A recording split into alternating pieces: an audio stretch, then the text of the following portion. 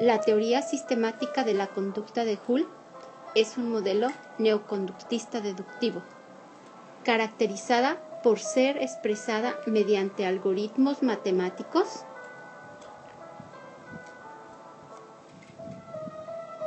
en la cual presenta principalmente el resultado como fuerza neta. A esta teoría también se le reconoce como teoría de la pulsión. Las variables que en ella se manejan, como se pueden apreciar, este fue el primer postulado en el cual H representa el hábito.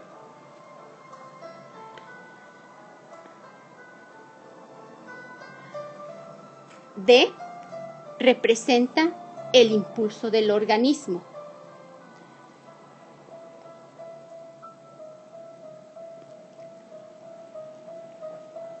Y SR representa la inhibición condicionada. Y finalmente del primer término estaríamos hablando de IR, que representaría la fatiga o el cansancio. En esta teoría está expresada en base a lo que son dos fuerzas. La primera sería la fuerza asociativa positiva, que representa esta, a lo cual corresponde el primer término, y la fuerza asociativa negativa, a la cual corresponde el segundo término. Leonard Joule expresó su teoría de la siguiente manera.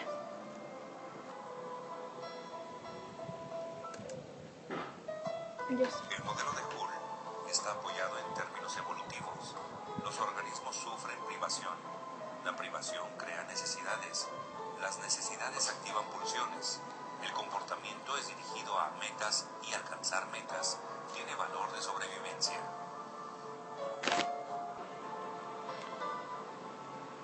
Joule llevó a cabo investigaciones con las que demostró que sus teorías podían predecir y controlar el comportamiento.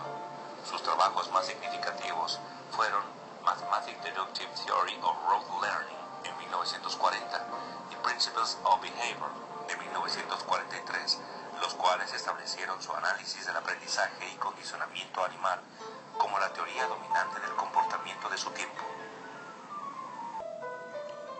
Utilizó los trabajos de Thorndike para explicar propósitos, discernimientos y fenómenos que el conductismo inicialmente no explicaba.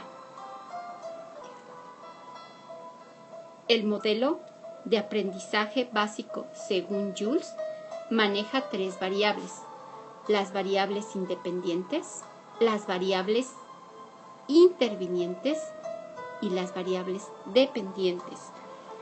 Las variables independientes son estímulos que inciden en el organismo. Las variables dependientes son respuestas de estas, como son tipo, magnitud o duración particular. Las variables interventoras son los procesos que ocurren en el interior del organismo y no son observables en forma directa, pero pueden ser definidas operacionalmente.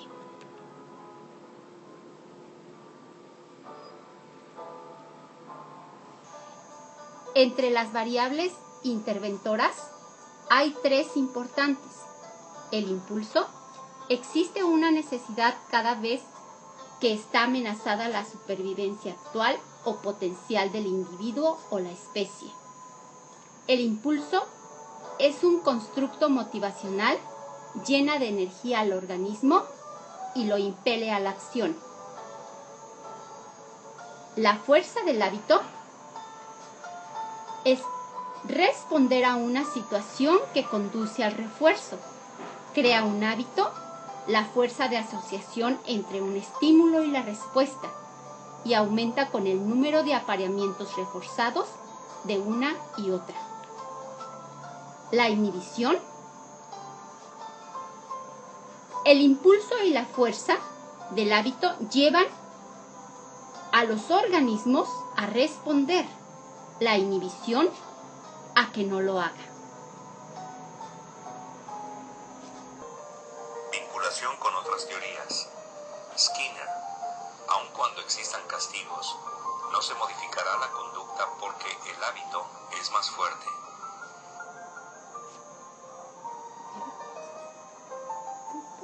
Vinculación con otras teorías. Skinner. Pavlov tomó los principios del condicionamiento. Con esas aportaciones trató de integrar un sistema nuevo.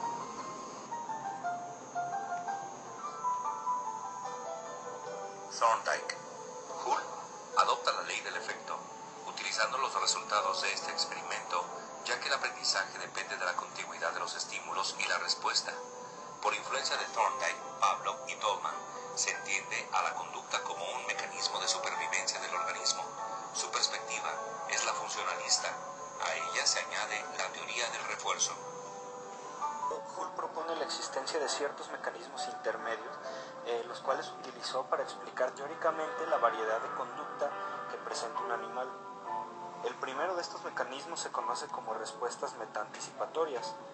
Dicho mecanismo consiste en que hay una serie de estímulos internos basados en las necesidades que el animal necesita satisfacer.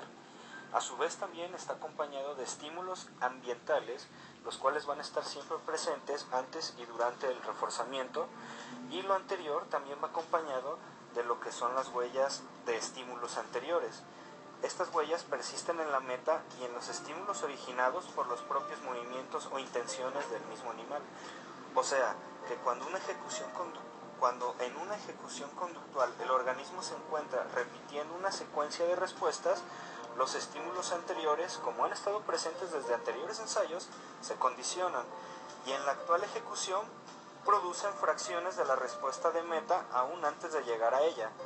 A su vez, estas reproducen estímulos que son los que actúan en el reforzamiento secundario, o sea, los estímulos que permiten que el animal obtenga el reforzamiento aún antes de alcanzar la meta, y sirven como los sustitutos en la dirección de las ideas, lo que va a generar el segundo mecanismo que se llama jerarquía de familias de hábito. Va el 2. Le puse un gatito. Sin querer. Ya no te faltaba. Dale. Espera. El mecanismo de jerarquía de familia de hábitos es un principio que se deriva de otros más básicos, pero que es importante para la deducción de otras pautas conductuales. Esta jerarquía consiste en el grado de control que ejercen los diferentes hábitos para obtener un reforzamiento sobre el organismo. Es decir, que existen varias opciones de llegar a una meta desde cierto punto de partida, aunque existen algunas vías más rápidas y efectivas que otras. Las vías más cortas y efectivas se condicionarán mucho más rápido y siempre serán las que el animal escogerá. Solo cuando estas vías o formas de respuesta sean bloqueadas, entonces se tendrá que pasar a las siguientes, aunque sean menos efectivas o que no tengan el orden preferencial por el animal. El tercer mecanismo es el que se conoce como gradiente de reforzamiento. Este gradiente está basado en parámetros temporales, los cuales se clasifican en dos tipos. El primer tipo está relacionado directamente con el condicionamiento pavloviano. Se basa en el lapso temporal ocurrido entre el apareamiento del estímulo condicionado con el incondicionado, donde siempre que al estímulo incondicionado le siga más próximamente el condicionamiento será de mayor fuerza, y entre más esté alejado uno del otro, será de manera más débil. Y mientras que el segundo gradiente está basado en el aprendizaje instrumental, y consiste en la medida en el que el lapso de tiempo transcurrido entre una respuesta y el reforzamiento provoca condicionamiento. Esto es, mientras que el reforzamiento sea más inmediato o cercano a la respuesta, será de mayor fuerza. Ciertos experimentos que dieron lugar a este gradiente son los que demoran el reforzamiento. Los que daban lugar a la deducción de que en una cadena de respuestas, de las cuales solo se iba a reforzar la última, las respuestas más cercanas al reforzamiento se condicionaban más que las respuestas más alejadas a este.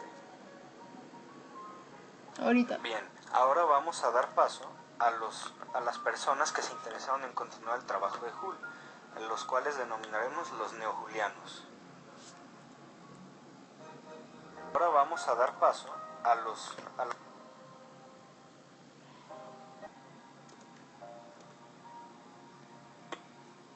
El primero de ellos es N.E. Miller, el cual tomó la hipótesis estrictamente de Joule, donde dice que el reforzamiento es un reductor de un impulso. Miller también desarrolló la noción de lo que se conoce como impulso adquirido, que se refiere a los estímulos que a través de un proceso de condicionamiento termina por poseer las propiedades funcionales de un impulso, y cuyo mejor ejemplo pues viene siendo el miedo o la ansiedad.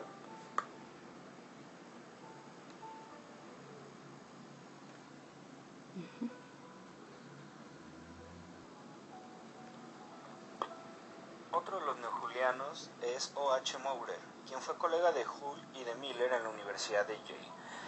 Él sí tiene numerosas actividades, y él sí logró hacer varias cosas, de hecho tiene un conjunto de hipótesis propias. Sin embargo, mantuvo su atención o su interés de manera constante en la interpretación de la ansiedad condicionada, que no es más que impulsos condicionados y que obviamente nos van a arrojar reforzamiento condicionado.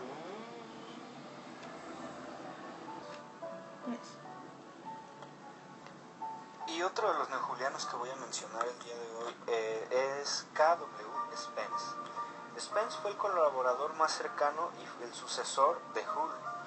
Entre Spence y Joule existió una influencia recíproca, aunque en realidad Joule recibió mucho apoyo de parte de Spence.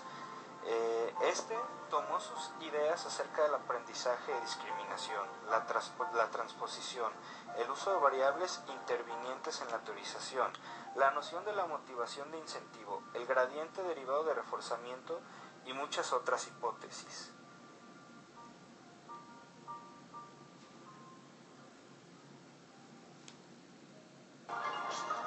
Finalmente, solo quiero aclarar que durante la prolífera carrera como investigador de Joule, realizó varias modificaciones a sus postulados, quedando finalmente esta que aparece aquí, en la cual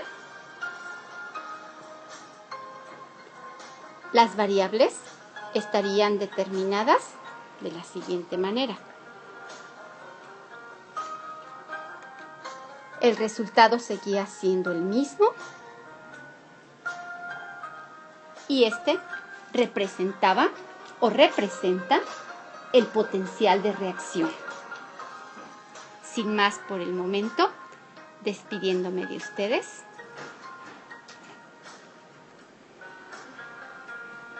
Miriam Ontiveros, Luis Fernando López y Odila de la Torre.